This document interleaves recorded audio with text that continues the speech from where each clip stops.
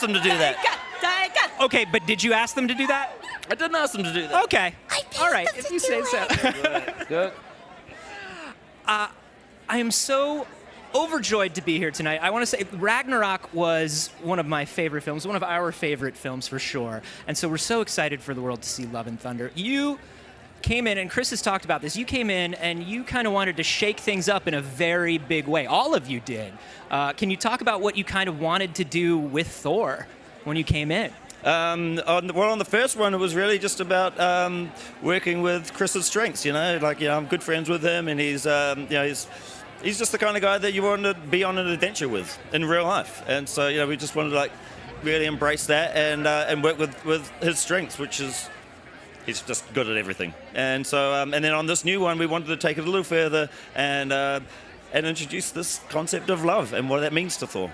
I want to ask, you said you wanted to tell a love story. Why was it so important to bring Jane back now and tell this story? Well, because she's a beloved character, and also Natalie's a beloved actor, and and I've got a lot of love for her. I've admired her for many years, and even just to have the chance just to work with her was huge for me, and to bring her back and to take that character from the comics, the mighty Thor, and for her to hold the hammer, it's just a beautiful progression and evolution of the franchise. I heard that you went to her house personally and pitched the storyline to her. Yeah, I dropped off some comic books with that storyline in it, but I think it's these films. Luckily, Ragnarok, I think, was probably something that that really maybe opened that door a little bit more.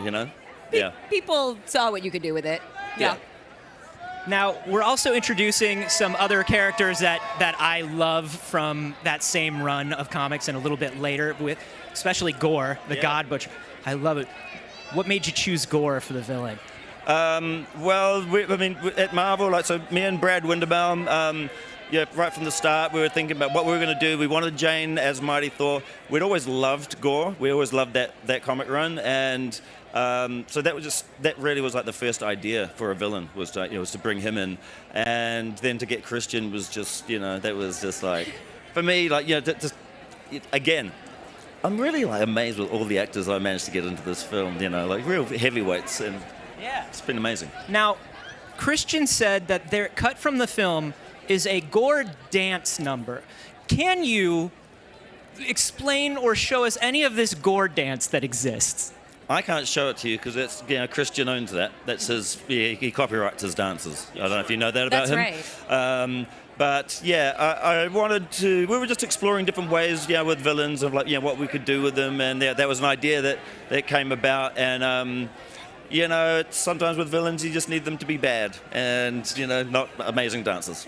Yeah, that's the problem, is if you see Christian dance, you immediately weep with joy, and that doesn't work for a villain. No, it's not going to work. Too relatable a villain. Yeah. Yes.